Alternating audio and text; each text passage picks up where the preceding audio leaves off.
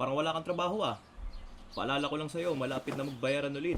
Tapos kulang pa yung binayad mo last month. Baka naman nakakahiya sa'yo. Baka pwedeng magbayad ka na.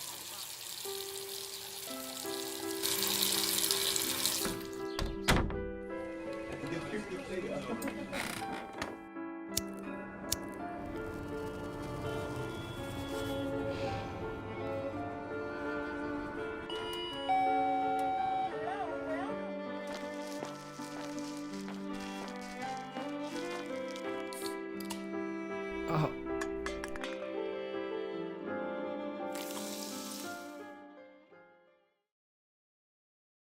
Mukhang nagkakaroon ka ng biglaang palpitations at paninikip ng dibdib na maaaring dulot ng stress o ibang problema sa puso. Maaari rin ito mula sa mga unhealthy habits mo tulad ng paninigarilyo o pag-inom. so, Doc, seryoso ba to?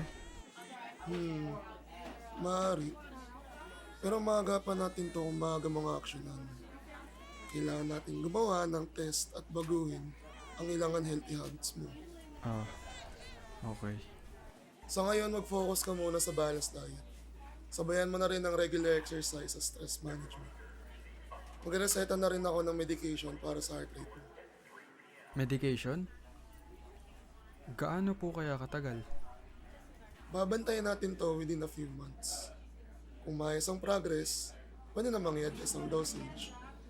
Or kung mas maganda, itigil na. Pero yun ay magdedepende pa rin sa'yo kung matutulungan mo ang sarili mo. Okay po, Doc. Uy, sino siya? Ang ganda naman niya. Thank you po. Ah, yeah, no problem, no problem.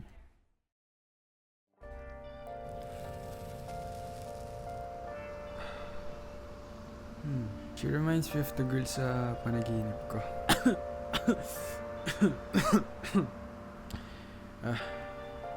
Dapat nga pala tinitigilan ko na to. Last 2 sticks.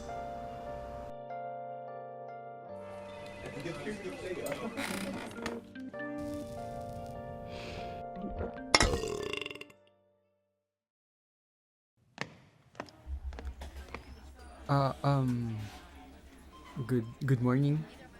Uy, hello. Good morning din. Matanong ko lang, may problema ka rin ba sa puso? Parehas kasi tayo lagi napunta sa cardiologist, kaya naisip ko lang. Oo eh. Same reason as you, I guess. May heart condition din ako. Okay. Well, since we're both birds of a feather, maybe we should get coffee together or something.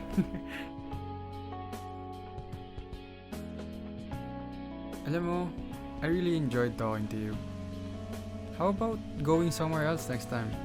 I mean, I don't want to be weird or anything, ha? I mean, maybe coffee sometime, ganon. What if tsaka na lang natin yun gawin kapag parehas na tayong magaling? Like, I don't wanna feel na we're both bound to something kasi. Other than what we're originally here for. I mean, don't get me wrong How about we focus muna on getting better? Then we could go on a date to celebrate our recovery. Sure. I would love to.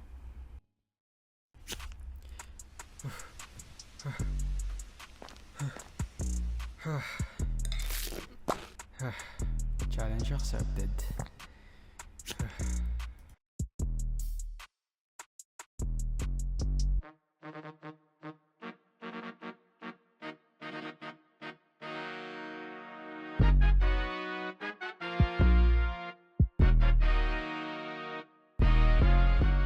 Oh, perfect!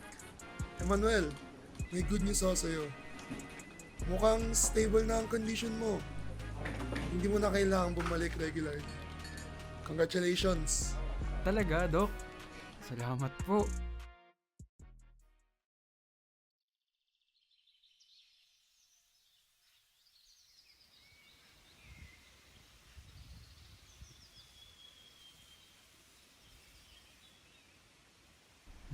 Asa na kaya siya? May heart condition din ako.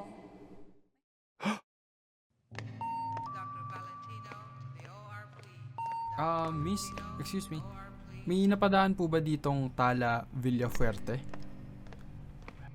Doc, naging pasyente niyo rin po ba si Tala Villafuerte?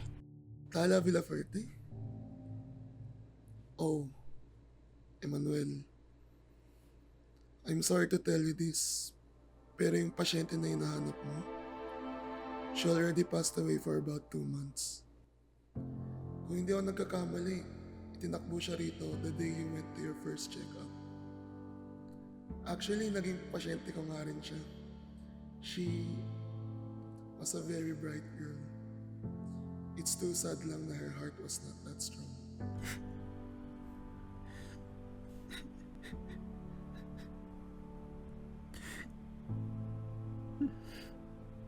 Tala.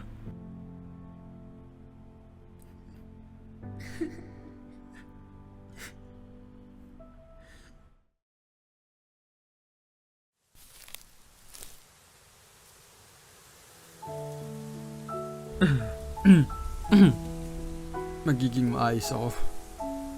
Tala. Para sa'yo.